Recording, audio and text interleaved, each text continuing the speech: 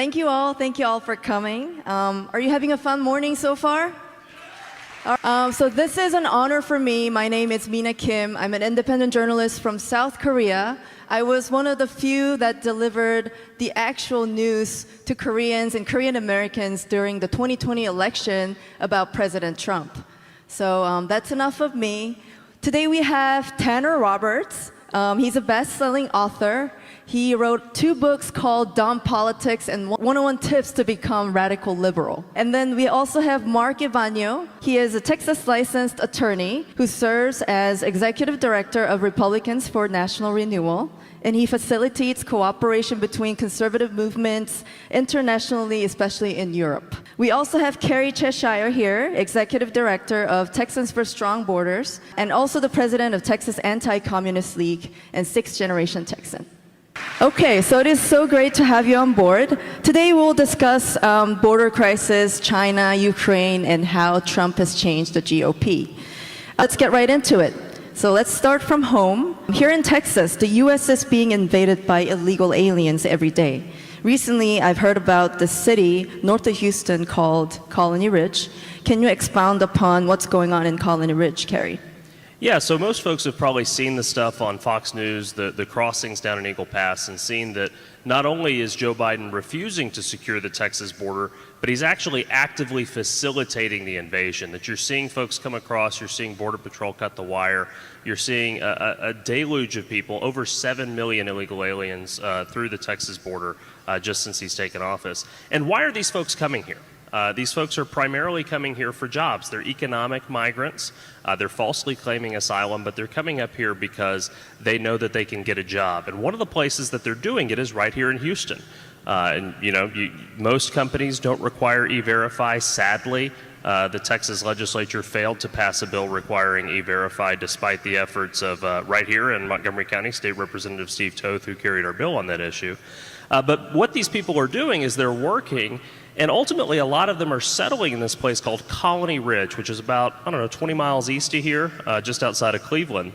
And what that development really is it looks more like a kind of Brazilian favela, something that would be more common outside of Rio de Janeiro than something that would have any place here in the United States of America. These people are coming in and using I-10 loans. They're not citizens at all. In fact, it's advertised in Spanish as Terrenos Houston. Come be a landowner in Houston, USA. And what it is effectively an illegal alien colony with over 60,000 folks at it. And these people are living in squalor. There's bad septic, there's bad drainage, and what it is effectively setting up an environmental disaster. You're flooding Houston with illegal aliens, and then when we actually get another Hurricane Harvey or something, like Huffman, Spring, Kingwood, etc., are probably more at risk of flooding because of the way this has been developed. So what is the biggest difference between how Trump handled the border and how Biden is handling the border in terms of what actual actions he took? Yeah, I think that the biggest difference is that Trump instituted Remain in Mexico and Biden has instituted Come to America. Under the Trump administration, we actually saw apprehensions at the border. They said, hey, if you're going to claim asylum and you're from Honduras or El Salvador or Guatemala, maybe you fear for your life of all the stuff down there, but you've passed through 6 or 7 countries along the way where you probably don't fear for your life and you can wait on the paperwork over there. Joe Biden actually came in and flipped that on its head. He removed Remain in Mexico. He actually also instituted the CB1 app, which is basically Uber for illegals. I didn't know, y'all probably don't know about this, but if you're in Mexico, you can schedule a pickup on a bus as an illegal alien, and they'll come down, Border Patrol will come down and drive you up into our country. We're also seeing patriation flights of folks who are coming from Kazakhstan, Uzbekistan, Sri Lanka, other places, flying directly into the United States. That Joe Biden's allowing, encouraging, and enabling. Trump had a policy of putting Americans first. I think Joe Biden's policy has been putting Americans last. I've also heard New York City is gearing up to pay over $1 billion on hotels over the next 3 years to house illegal aliens. And now New York City is being flooded with hundreds of illegal immigrants, while the city is actually being flooded by the water too. So, I mean, if there's no border, there's no country, as President Trump once said. So, Mark, Why do so many American politicians from both parties, this actually came from the actual tweet from Elon Musk, why do they care so much about Ukraine border but not so much about US border? Well, that's a great question, Mina. Thank you very much. First, I'd like to extend a big thank you to Christian Collins and the Texas Youth Summit staff for putting on this amazing event. It's a pleasure to be here. And to answer your question, I'm old enough to remember, I think it was about 5 years ago when President Trump first wanted to build a southern wall, or the wall on our southern border. The fake news media, the Democrats, the establishment Republicans were saying, $5 billion for a wall, that's just too much. Sorry, the Treasury cannot bear this burden. But then it came to, how about $40 billion for the border of Ukraine? Well, sure, why not? How about 40 more billion? Yes. How about 20 more billion? Of course. And so it seems like there's this concerted effort from the Uniparty to get together and fund this other wall, or fund the border protection of another country thousands of miles away. And at first I thought, well, we all know that Joe Biden and his family have corrupt dealings in Ukraine, so perhaps Ukraine is using that as leverage to force money, extort money out of the US. But then we see the Uniparty also getting behind that. And so now I'm convinced that that money is being sent to Ukraine. Ukraine is washing that money, and it's ending up all over the place, whether it's with military contractors or going to FTX, Sam Bankman-Fried, who then donates that money to the establishment. So you're selling out the country and its people to then have money benefit you. And what benefit does the Uniparty get from protecting the southern border? Nothing personal. Sure, it benefits the people in the country, but it doesn't benefit them personally. So I think they are doing that to benefit from it personally as opposed to do their job, which is to protect the country and its people. I heard that you helped organize CPAC Hungary in Europe. And you helped expand also conservative movement in Europe and facilitating the movement. What is it like in Europe right now, and what is their view on Russia-Ukraine issue in terms of them looking at America, how America deal with this? Sure. So Western Europe seems to be of a similar position as our establishment, which is, well, yes, of course, we need to fund the war. We need to crush the Russians. Of course, they don't want to actually fund it to the same extent we are. They depend on us and say, well, America should do it. It's an investment. But also, we're not going to fund that much, even though it's in our backyard. Whereas countries like Ukraine are more neutral because, first of all, they say, well, it's easy for Western Europe to say, yeah, we need to fight the Russians when they're right next to Russia and they get most of their energy from Russia. So they're in a way dependent on Russia. And so to them, there's no point in having this hot war with Russia. And so they're calling for peace. And actually recently Poland has got fed up with Zelensky. They're portraying Zelensky as some kind of a beggar, always demanding and is ungrateful. And I think the whole world is starting to get fed up with Zelensky too. Even the people who initially supported the war in Ukraine, supported Ukraine, now they're coming around and saying, you know what, I think after $100 billion, we've had enough of this. So as we have limited time today, I want to touch on a little bit of President Trump's America First policy and how it has affected international affairs. So when President Trump was president, the Korean population thought he was terrible because of how mainstream media portrays him. How they portray him is that because he goes for the America First agenda, that means he doesn't care about other countries, but only about America. But I mean, on the other hand, he was the only one who ever tried to negotiate directly with Kim Jong-un.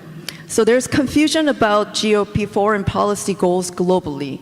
Under President Biden, obviously adversaries to the US, China, North Korea, and Iran are more emboldened to act than when Trump was president, whose agenda was America First. So you would think maybe it would be the opposite. So my question for you, Tanner, is how is that there seems to be more world stability under President Trump than under President Biden? Yeah, absolutely. And I actually wanted to echo the same sentiments. It's amazing to see the Texas Youth Summit. I was here when it was just about 100 people inside of a small conference room. So it's really awesome to see what it's become today. So that's a credit to you guys, and that's credit to everybody behind Texas Youth Summit.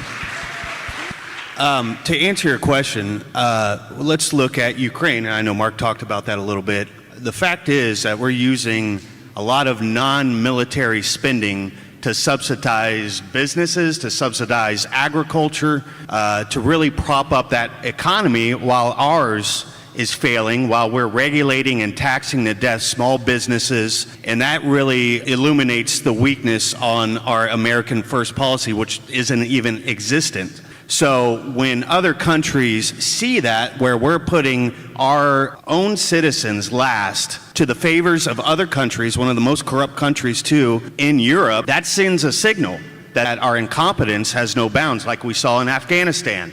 Let American troops die there, we left allies there, and we skirted out of there like cowards. It was awful. We've seen it with Ukraine, of course. We're going to see it with China and Taiwan. We're going to see it across the globe if we don't get this ship right and get back on an American First policy. So you wrote a book called Dumb Politics and 101 Tips to Become a Radical Liberal. Tell us about your opinions on how China is trying to make young Americans dumb through TikTok or... Yeah, absolutely. So China's biggest export, it isn't semiconductors, it isn't medicine, it isn't technology, it's dependency. They want not just the U.S., but most of the world dependent on China. And we saw that during the pandemic when we couldn't get anything. We had all supply chain shut down because China was our biggest export. We were dependent on them. And so it's no surprise that they create a social media platform designed to just brain dead our American youth with TikTok. You know, I wrote in my book, Dumb Politics, to never underestimate the ignorance of the masses. And China exploited that. They know how distracted we are, how distracted we can become, and how dependent we become on useless information and useless content. They tapped into that. Politicians are too focused on going after American social media companies for posting true information, for posting a meme that offends the administration, for essentially doing Biden's bidding. They're focused on that. They don't care what's happening with TikTok and how much damage it's causing our youth. China is just brain deading our whole population, and they're doing it with ease. And unfortunately, a lot of young Americans don't really care about that because, well, how does that affect me? What do they need my information? I don't have anything. Well, the moment you become complacent in information, your private data getting gathered, is the moment you've given up all freedom. And that's what a lot of American institutions have become, American youth have become, and it's what our government's allowing to happen. So, yeah, that's, I think, one of the biggest problems we have right now is China's dependency, our dependency on China. I think that is very true when it comes to not only America, but different parts of the world as well. China definitely has been trying to infiltrate into other countries and trying to make communist countries. That brings me to Mark, back to Mark. As you're the president of the Texas Anti-Communist League, what do you think the Texas GOP should do, or American GOP should do, to combat China? Well, I think it starts with recognizing that China is our greatest geopolitical threat. You see all these folks run around. Mitch McConnell says the number one priority is Ukraine. The number one priority is the Texas border. We've got millions of illegal aliens coming across. We've got fentanyl coming across. We've got human trafficking, human smuggling. You've got folks from 160 different countries coming across down there. And China is weaponizing the border to bring in fentanyl, weaponizing the entire trade imbalance in the Pacific. And ultimately, Donald Trump was the threat to the establishment on that. Donald Trump was the threat to communism across the globe. And you saw that for him being a relentless fighter for peace. Meeting with Kim Jong-un and stopping a nuclear North Korea event was, I think, a courageous and bold and necessary action. Ultimately, we have to get leaders here in Texas who adopt a muscular and unapologetic tone of putting Americans first. We have to look after our own. What I always say is, if you get on an airplane, they're going to tell you during the safety administration, during an event of turbulence, the cabin might lose pressure, masks will fall down, secure your mask before helping others. And that's absolutely what we have to do. We have to do it to stop this country from becoming a third world country, to save it as a republic, to stop the seeds of communism and complacency that are taking root in this country and ultimately want to control the lives of every single American. That's great. Having the young voters on board is very important. Mark and Tanner, what are your views on how GOP should approach young voters for the upcoming elections? Well, I think there's a lot of energy in the young voters, especially I've seen it at events Republicans for National Renewal has hosted, the annual Christmas reception, events outside of CPAC, TPUSA. A lot of energy, but it needs to be guided. And so towards block walking, towards becoming a precinct chair, that's how we take over the Republican Party, make it a party of the people. Again, make it America First Party, and you do that by getting involved first and foremost in the local party, because that's where it goes, that's where the foundation. Because we are being fed candidates from the establishment, but we should be having that strong foundation and pushing forward our candidates from the grassroots, as opposed to getting our America Last candidates from the establishment. Perfect. Tanner? Yeah, absolutely. And I think one of the biggest messages that the GOP misses out on is culture. We've ignored culture for a long time. It has caught up to us in what we're seeing in public schools, what we're seeing in businesses, what we're seeing across all different levels of America. And I think, you know, of course, tax policy is important. I think, of course, domestic policy is important. But we're seeing a rot of our culture. We're seeing an attack to the nuclear family. We're seeing an attack against families. We're seeing an attack against personal autonomy, personal decision making, and it's I think one of the biggest messages that resonates actually with the youth today, because they are seeing it more and more so than any kind of foreign policy, tax policy, anything like that. So the left has always done a good job on taking hold of the culture, whether it's through Hollywood, whether it's through music, whether it's through social media, celebrities, whatever it is. I think the GOP needs to focus on those issues, which I think are the biggest issues today. So as long as we do that, we have a chance to grab a hold of a generation and raise them right, raise them to bring this country in a different direction that it's going, because other than that, right now, everybody else has a stronghold on the youth. And you guys that are here today, you guys are the exception to the rule out there. No, I mean, most teenagers, even most people my age, aren't going to show up to a 9 a.m. Conference on our country. So I think we're doing a good job of that right now. All right, so I believe our time is up already. I want to thank all the panel members for such a great insight and thoughtful discussion. And thank you all for being here. Thank you.